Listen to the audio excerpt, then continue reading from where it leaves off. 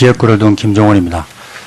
우선 바쁘신 시간에 이렇게 국정의 중요한 절차입니다. 국정의 중요한 역할을 하실 총리 후보자에 대한 검증을 위해서 이렇게 시간을 할애하셔 출석하신 데 대해서 감사의 말씀을 드립니다. 송광수 의사님, 예, 제가 좀 질의를 드리겠습니다. 예, 지금 총리 후보자의 병역 면제의 원인이 당시 단마진이라고 뭐 일반인들이 좀 듣기에는 생소한 병입니다. 진단이 있어서 면제를 받은 원인이 됐다. 그걸 이제 검증하기 위해서 오늘 출석을 하셨습니다. 이게 80년 7월에 있었던 일이니까 35년 전인데요. 혹시 당시 일을 소상히 기억을 하고 계십니까? 그 소상히 기억할 수가 없죠. 상당히 어렵죠. 그렇습니다. 그래서 여러 가지 기록에 의거하고, 예, 마이크를 좀 가까이 대고 이야기해 주십시오. 모든 인간들이 다 그렇습니다. 이렇게 세월이 지나면은 참 기억해내는데 한계가 있습니다만은, 가급적, 생각나시는 대로 답변을 해 주시면 고맙겠습니다. 황교안 총리 후보자를 군의관으로서 대면하기 전에 그 전부터 혹시 알고 계셨나요? 전혀 없습니다. 전혀 없었고요. 네, 알겠습니다. 네. 지금도 의사로서 프랙티스를 하고 계십니까? 진료 활동을 하고 계십니까? 2년 전에 은퇴했습니다. 은퇴하셨습니까? 예. 예. 제가 연세를 묻기가 좀 그런데요. 35년 전이고 당시 군의관이셨으니까 최소한 50대 후반은 되셨으리라고. 아닙니다. 70세 넘었습니다. 그렇습니까? 예. 뵙기는 아주 젊어 보이십니다. 예. 단마진이라는 게 사실 참 일반인들이 저도 처음 들어보는 병인데요. 근데 이게 두드러기다 이러니까 또 쉽게 이해가 돼요. 뭐 제 가까이 있는 가족 중에도 두드러기 아주 심한 사람이 있는데 오늘 현재 의사로서 이렇게 생각을 해보시면 이 두드러기의 병세의 강도에 따라서는 여러 가지 차이가 있겠습니다만은 당시에 판정을 하셨던 기억을 되살려 보시면 이게 병력을 수행하기 정도의 어려운 그런 병이었다고 판정하신 데에 아직도 틀림이 없습니까? 조금 오해가 있으신데 제가 신검군의관으로서 이렇게 검사하다가 이상이 있든지 진단서를 가져오든지 그러면은 일단은 수도통합병원에 정밀검사를 보냅니다. 그러면은 수도통합병원의 그 담당 피부과 전문의가 그걸 검사해서 판정을 내립니다. 그러면은 그 결과가 저한테 옵니다. 오면은 그거를 병적 기록부에다가 기록을 하고 그 결과에 따라서 수석군의관, 징병관 거쳐서 판정을 하게 됩니다. 그러니까 그거는 제가 뭐라고 말할 수 있는 그 입장도 안 되고 단마진에 대한 전문가도 아닙니다. 의사지만은. 그러니까 정밀검사 한 그분이 모든 것을 판단을 하고 판정을 하기 때문에 제가 판정한 건 아닙니다. 예, 그러니까 1차적으로 정밀검사 필요하다는 판단을 하셨겠네요. 예, 그렇죠. 진단서를 가져오든지 안 그러면은 병원 치료 기록부나 또 외관성으로 봤을 때 확실한 무슨 질병이 있다고 제가 의심이 될 때 일단은 제가 할 수 있는 거는 수도통합병원으로 정밀검사를 보내는 겁니다. 예. 그러면 거기서 판단을 해서 판정이 나옵니다. 예. 제가 지금 병적 기록표를 보고 있는데요. 네, 예. 그래서 수도통합병원으로 가서 정밀검사를 해서 그 결과가 다시 이제 당시 군의관이었던 손 이사님께 돌아왔지 않습니까? 예. 그 판단을 봤을 때에 수도통합병원에서의 판단에 따라가지고 최종적으로 판단한 그런 당시 군의관이셨던 손 이사께서 하셨나요? 그건 아닙니다. 아니고. 거기에서 국방부 신검 규칙이라는 게 있어서 거기에 따라서 몇 조 몇 항에 의해서 이 사람은 무슨 종이다, 병종이다 하는 게 벌써 그게 회신서가 옵니다. 정밀검사 결과가. 그러면 저로서는 하루에 300명씩 검사합니다. 그러면 일일이 그거를 내가 판단하는 게 아니라 그 결과를 단지 기록하고 수석군의관에게 넘기는 그 역할밖에 없습니다. 예. 근데 당시 병력 면제, 병명에 따른 네. 면제의 기준으로는 단마진이 고도인 경우에는 예. 병력 필하기가 어려운 질병이라는 그- 기준이 설정이 돼 있었던 걸로 예, 기억하십니까? 그 신금 국방부 신금 규칙 129에 다 그러면 병종입니다. 그게. 네. 예, 그러니까 알겠습니다. 군의관이 뭐 아무 권한이 없습니다. 이렇게 예. 저렇게 따져. 그 절차에 따라서 절차에 했고 따라서 행정적으로 할 뿐입니다. 그 기준에 맞았기 때문에 그런 판정이 난 그렇죠. 걸로 이해를 정리검사 하고 그렇게 있다. 나왔기 때문에. 그리고 그 앞뒤 전후를 통해서 네. 지금 후보자인 황교안 씨와 별도의 친분이 있었거나 만난 적은 없었다. 전혀 있을 수가 없죠. 그런 알겠습니다. 얘기는. 예, 고맙습니다. 또 여러 다른 의원들께서도 추가적으로 질문하실 걸로 보고요. 법무법인 태평양의 강용현 변호사님 계시죠? 네. 예, 제가 남은 시간 잠깐 여쭤보겠습니다.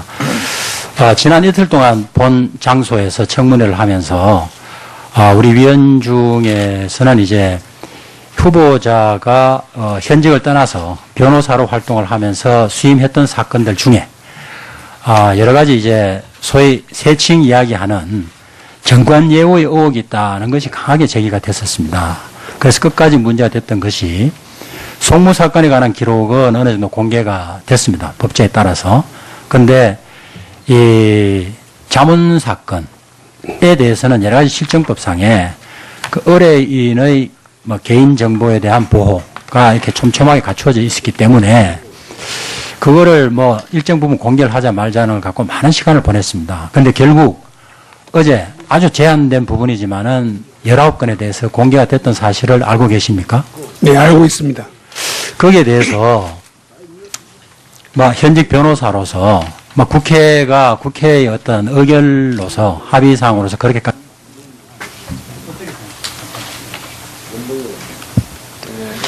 뭐 저희 변호사 입장에서는 그 의뢰인의 보호라는 면에서 보면 공개되지 아니할 부분이 공개되는 것은 바람직하지 않다고 생각합니다. 그러나 그것은 뭐 제가 말씀드릴 내용은 아닌 것 같습니다. 네. 네, 김종훈 의원님, 수고. 지역구를 둔 김종원입니다. 우선 바쁘신 시간에 이렇게 국정의 중요한 절차입니다. 국정의 중요한 역할을 하실 총리 후보자에 대한 검증을 위해서 이렇게 시간을 할애하셔 출석하신 데 대해서 감사의 말씀을 드립니다. 송광수 의사님, 예, 제가 좀 질의를 드리겠습니다. 예, 지금 총리 후보자의 병력 면제의 원인이 당시 단마진이라고 뭐 일반인들이 좀 듣기에는 생소한 병입니다. 진단이 있어서 면제를 받은 원인이 됐다. 그걸 이제 검증하기 위해서 오늘 출석을 하셨습니다. 이게 80년 7월에 있었던 일이니까 35년 전인데요. 혹시 당시 일을 소상히 기억을 하고 계십니까? 그 소상히 기억할 수가 없죠. 상당히 어렵죠. 그렇습니다. 그래서 여러 가지 기록에 의거하고, 예, 마이크를 좀 가까이 대고 이야기해 주십시오. 뭐 모든 인간들이 다 그렇습니다. 이렇게 세월이 지나면은 참 기억해내는데 한계가 있습니다만은, 가급적, 예. 생각나시는 대로 답변을 해 주시면 고맙겠습니다. 황교안 총리 후보자를 군의관으로서 대면하기 전에 그 전부터 혹시 알고 계셨나요? 전혀 없습니다. 전혀 없었고요. 네, 알 수가 없죠. 알겠습니다. 네. 지금도 의사로서 프랙티스를 하고 계십니까? 진료 활동을 하고 계십니까? 2년 전에 은퇴했습니다. 은퇴하셨습니까? 쉬었습니다. 예. 예. 제가 연세를 뭐 묻기가 좀 그런데요. 35년 전이고 당시 군의관이셨으니까 최소한 50대 후반은 되셨으리라고. 아닙니다. 70세 넘었습니다. 70 그렇습니까? 예. 뵙기는 아주 젊어 보이십니다. 예. 단마진이라는 게 사실 참 일반인들이 저도 처음 들어보는 병인데요. 근데 이게 두드러기다 이러니까 또 쉽게 이해가 돼요. 뭐 제 가까이 있는 가족 중에도 두드러기. 지금 규칙이라는 게 있어서 거기에 따라서 몇 점 몇 항에 의해서 이 사람은 무슨 종이다, 병종이다 하는 게 벌써 그게 회신서가 옵니다. 정밀검사 결과가. 그러면 저로서는 하루에 300명씩 검사합니다. 그러면 일일이 그거를 내가 뭐 판단하는 게 아니라 그 결과를 단지 기록하고 수석 군의관에게 넘기는 거 그 역할밖에 없습니다. 예. 네. 근데 당시 병력 그 면제, 병명에 따른 네. 면제의 기준으로는 단마진이 고도인 경우에는 예. 병력 필하기가 어려운 질병이라는 그- 기준이 설정이 돼 있었던 걸로 예, 기억하십니까? 그 신금 국방부 신금 규칙 129에 다 그러면 병종입니다. 그게. 네. 예, 그러니까 알겠습니다. 군의관이 뭐 아무 권한이 없습니다. 이렇게 예. 저렇게 따져. 그 절차에 따라서 절차에 했고 따라서 행정적으로 할 뿐입니다. 그 기준에 맞았기 때문에 그런 판정이 난 그렇죠. 걸로 이해를 정밀검사 하고 그렇게 있다. 나왔기 때문에. 그리고 그 앞뒤 전후를 통해서 네. 지금 후보자인 황교안 씨와 별도의 친분이 있었거나 만난 적은 없었다. 전혀 있을 수가 없죠. 그런 알겠습니다. 얘기는. 이게 아주 심한 사람이 있는데 오늘 현재 의사로서 이렇게 생각을 해보시면 이 두드러기의 그 병세의 강도에 따라서는 예, 여러 가지 차이가 있겠습니다만은 당시에 판정을 하셨던 기억을 되살려 보시면 이게 병력을 수행하기 정도의 어려운 그런 병이었다고 판정하신 데에 아직도 틀림이 없습니까?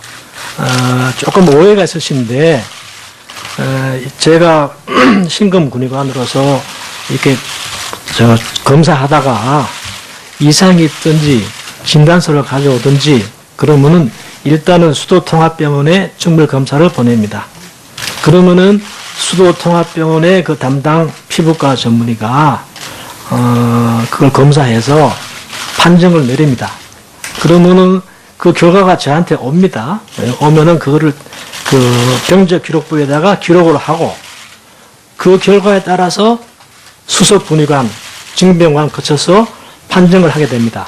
그러니까 그거는 제가 뭐라고 말할 수 있는 그 입장도 안 되고 그 단마질에 대한 전문가도 아닙니다. 의사지만은. 그러니까 그 정밀 검사한 그분이 모든 것을 판단을 하고 판정을 하기 때문에 제가 판정한 건 아닙니다.